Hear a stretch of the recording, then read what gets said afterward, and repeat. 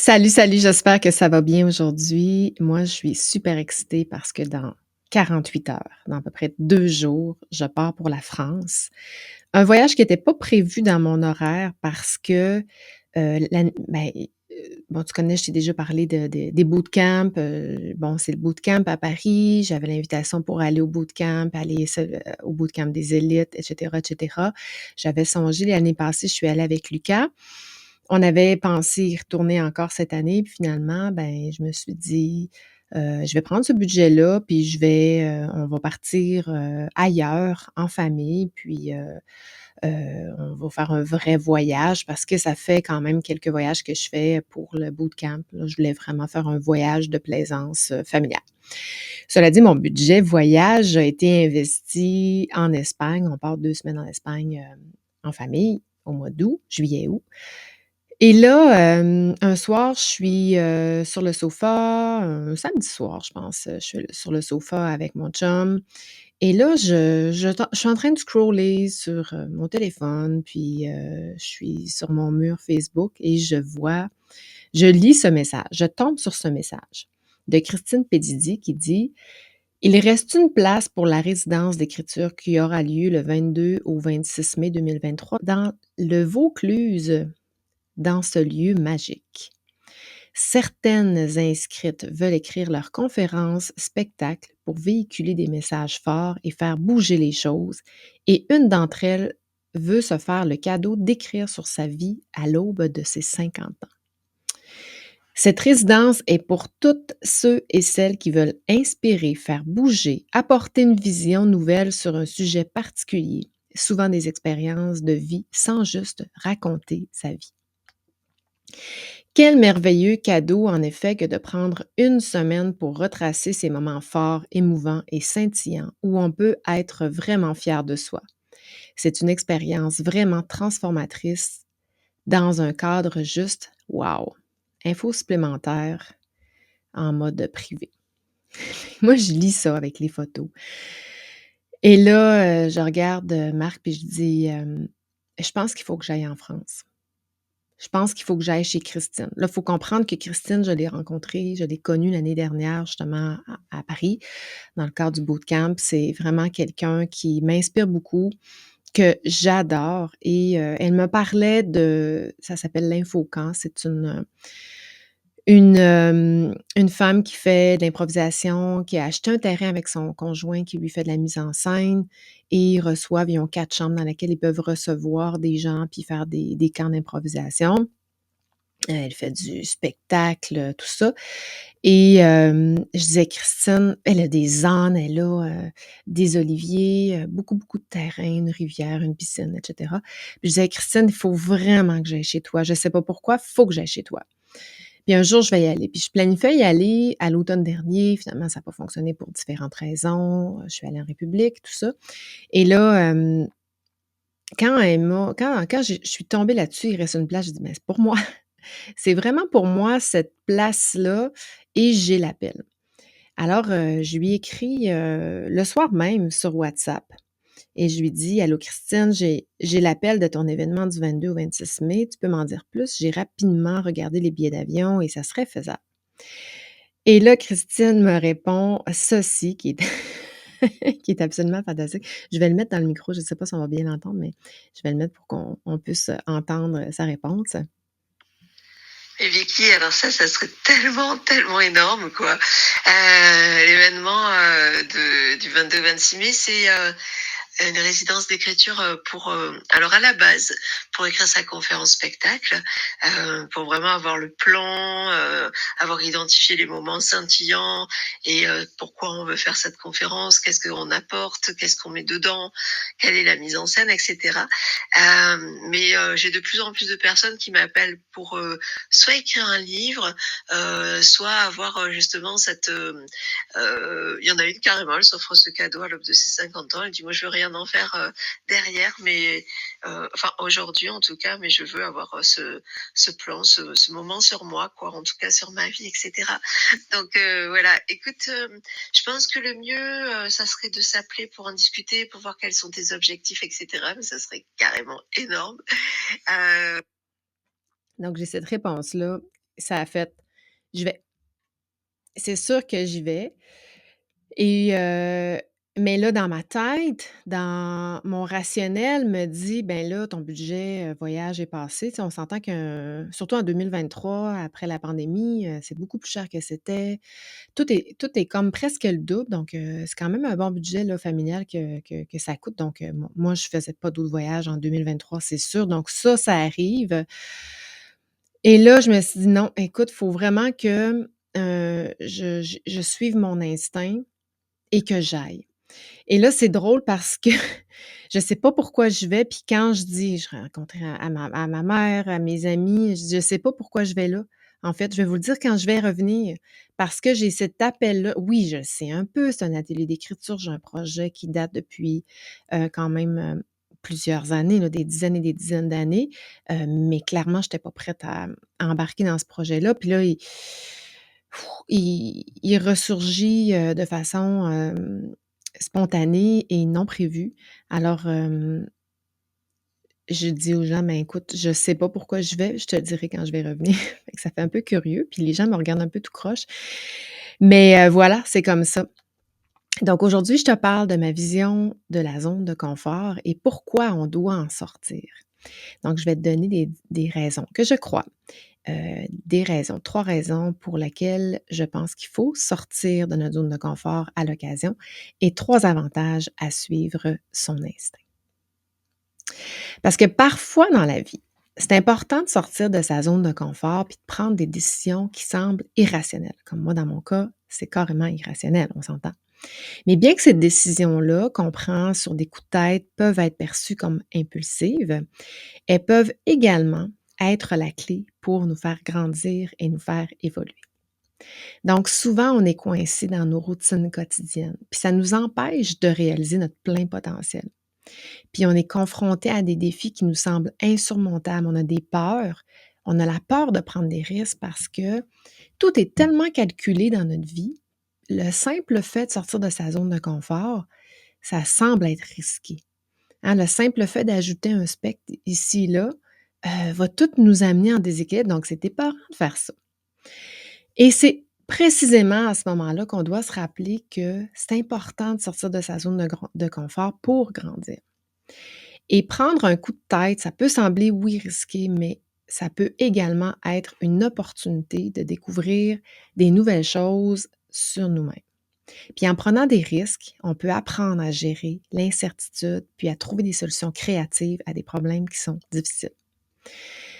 Puis parfois, ça prend un électrochoc pour se secouer. Un coup de tête, ça peut nous offrir cet électrochoc-là, électrochoc-là, puis nous donner la motivation nécessaire pour faire des changements positifs dans notre vie. On peut découvrir des nouvelles passions, explorer des nouveaux horizons, développer des nouvelles compétences aussi. Il suffit d'être conscient qu'on prend des risques, puis prendre des mesures pour minimiser ces risques. Hein, l'expression plan for the worst, hope for the best. C'est pas la première fois que je fais ça. Moi, je suis une fille qui se revire rapidement sur un dizaine, puis qui je suis quand même assez mon instinct. Et ça m'est arrivé quand même quelques fois dans ma vie de faire ça. J'ai fait la même chose en 2004. En fait, je venais juste de perdre ma job, une des premières jobs que j'avais là, quand moi j'ai terminé mes études, j'ai gradué en 99, donc c'est 4-5 ans environ que je travaille. Je perds ma job, licenciement, puis là, ben, licenciement fait que j'ai du chômage. Bon, je me dis: «Qu'est-ce que je peux faire?» J'ai quand même du chômage. Ben, si je reste au Canada, je vais quand même, avoir droit à mes prestations de chômage. Puis là, j'ai des amis qui sont à Vancouver, puis je les appelle, je dis: «J'aimerais ça peut-être aller faire un tour à Vancouver puis, me promener un peu, au BC». Puis: «Ah oui, viens chez nous», tout ça. Donc en 3 jours, j'ai vendu mes électroménagers, poêle, frigidaire, laveuse, sécheuse. J'ai entreposé tout mon stock chez mes parents au Lac-Saint-Jean, qui est à 3 heures d'ici. J'ai sous-loué mon appartement, puis je suis partie dans l'Ouest canadien. En 48 heures après, je payais mon billet d'avion avec ma carte de crédit. Mon risque était calculé, mais j'avais vraiment rien planifié parce que je partais 1 semaine après.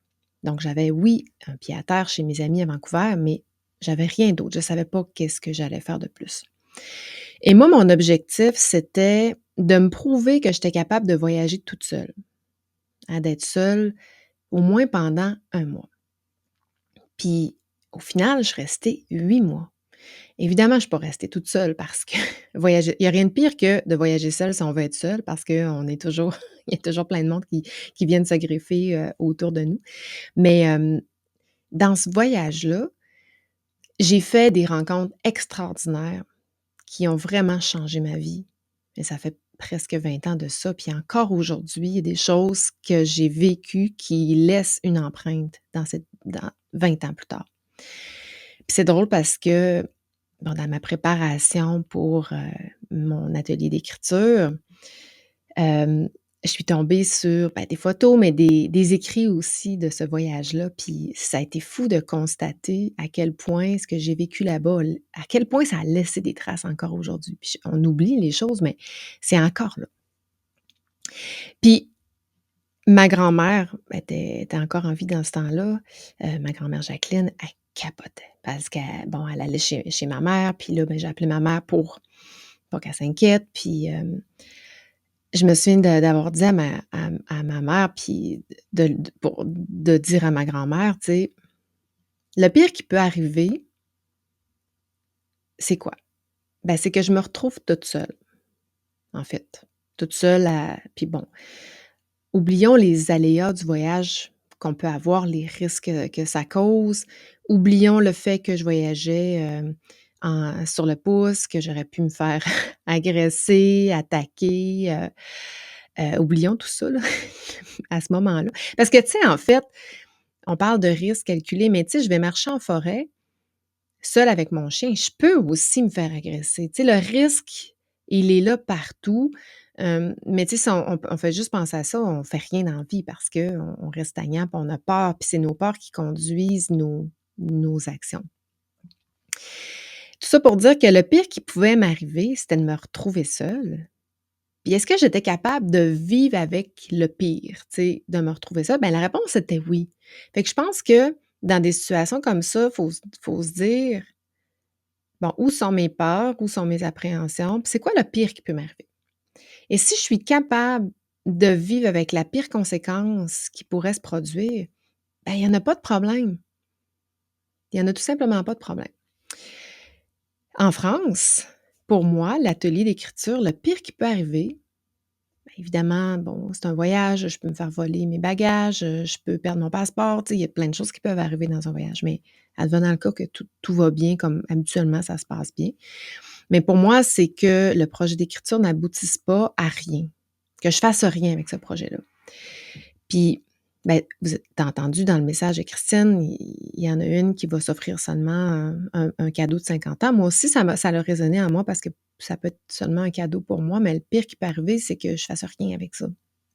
Et je suis prête à vivre avec parce que c'est dans cette optique-là que j'y vais. Donc, mon investissement n'est pas obligatoirement lié à un livrable financier. Fait que mon investissement n'est plus d'ordre professionnel, mais d'ordre personnel. Donc, c'est un développement personnel que je vais faire. Je ne sais pas pourquoi j'ai cet appel-là, mais je me laisse guider là-dedans. Là, je te partage 3 raisons pourquoi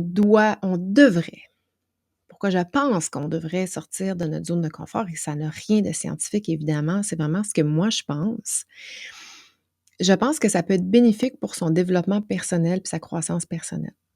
Puis c'est pas toujours des voyages, ça peut être de faire une activité avec des gens qu'on connaît pas, ça peut être d'aller faire une retraite spirituelle, ça peut être de participer à une activité sportive, même si on a peur, puis même si on n'est pas prêt, puis même si on sait qu'on va arriver dernier.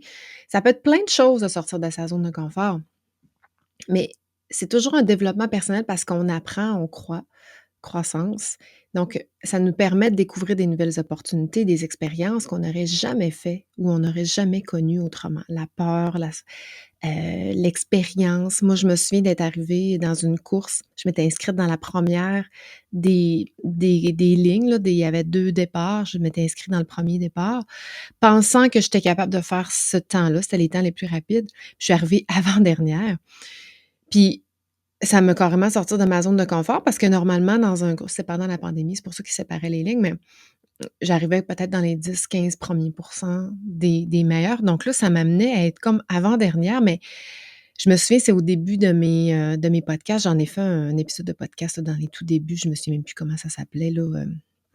Mais ça, ça m'avait fait vivre une nouvelle expérience, puis de comprendre que comme j'étais dans les dernières, les gens étaient tellement compatissants, ils m'encourageaient. Il y a vraiment quelque chose qui s'est passé, puis c'est une course que j'ai vraiment faite avec le sourire et que j'ai vraiment apprécié parce que j'étais en dernier. J'étais pas la dernière, il y avait une autre madame en arrière de moi, mais clairement, j'étais pas dans ma ligne, puis ça m'a fait vivre une expérience qui était, somme toute, super enrichissante, qui me fait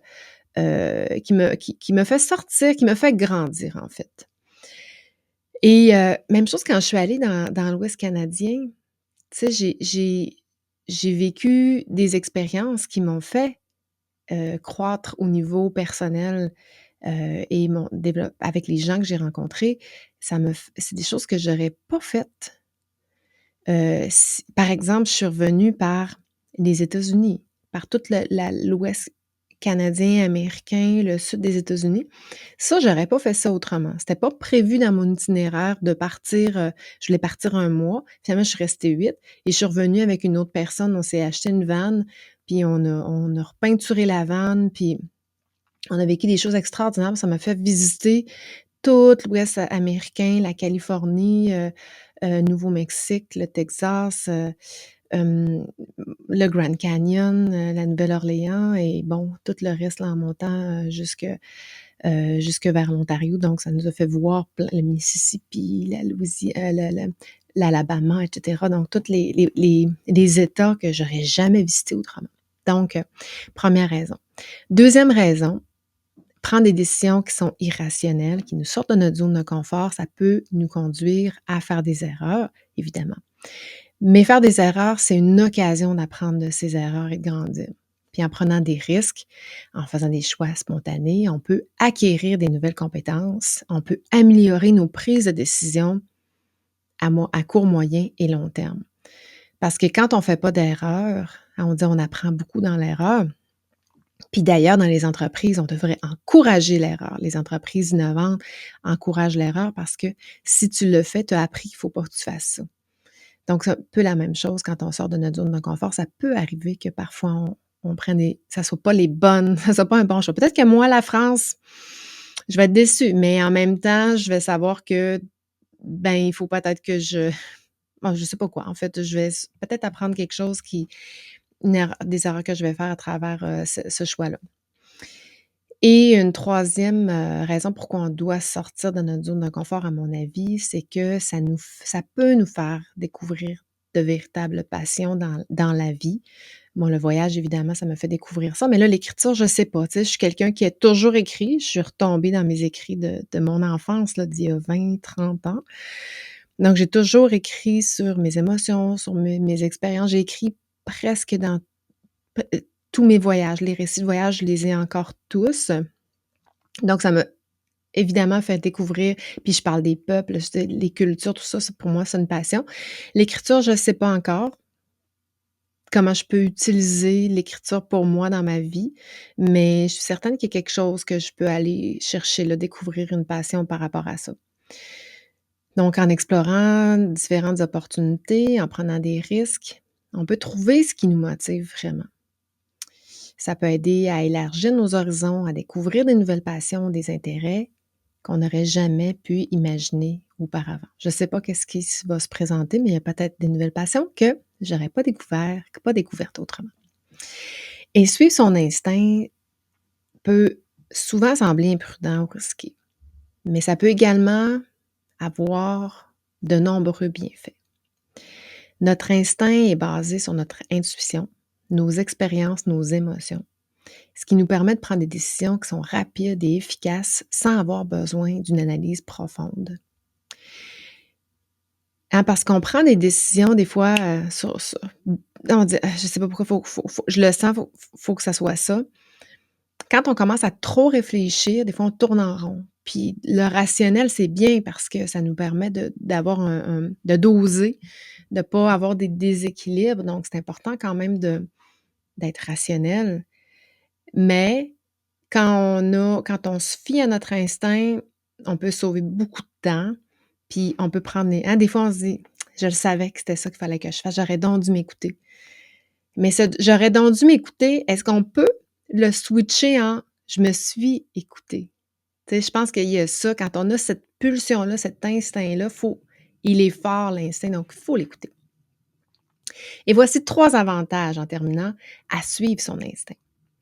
Donc, je l'ai dit, le premier, ça nous permet de prendre des décisions plus rapides parce que quand on a confiance en notre instinct, on peut éviter de passer trop de temps à réfléchir puis à peser le pour et le contre. Puis ça peut particulièrement être utile s'il s'agit d'une situation d'urgence ou quand on doit prendre des décisions rapides. Donc, comme j'ai dit il y a quelques minutes.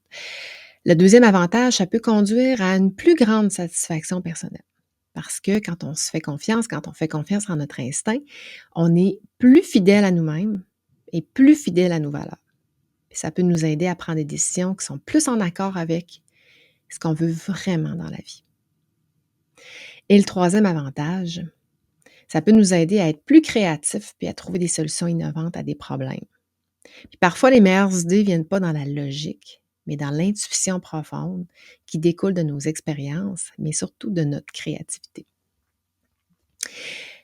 Donc, en terminant, je ne sais pas encore concrètement pourquoi je pars en France, puis qu'est-ce que je vais faire là, mais mon instinct me dit d'y aller, puis je le suis. Point à la ligne. Donc, à mon retour dans 2 semaines, probablement encore sur le décalage horaire, je vais te faire un petit résumé de ça parce que là, j'ai mon épisode pour cette semaine, celui de la semaine prochaine, est enregistré. D'ailleurs, je vais te parler de ma conférence d'il y a 2 semaines sur les conférences que j'ai faites dans la MRC de Lobinière sur les gestions contemporaines. Ce qui a énormément aussi fait sortir le public de sa zone de confort. Donc, je te parle de ça dans 2 semaines. Donc, ça, c'est l'épisode de la semaine prochaine. Et à mon retour, je reviens le samedi, donc le lundi. Normalement, c'est là que j'enregistre mes épisodes. Je te parle de ça. Donc, je te dirai si ça valait le coup. Ça va être la suite de cet épisode d'aujourd'hui. Donc, d'ici là, je te lance un défi, une folie. En fait, je t'invite à faire une folie d'ici 2 semaines.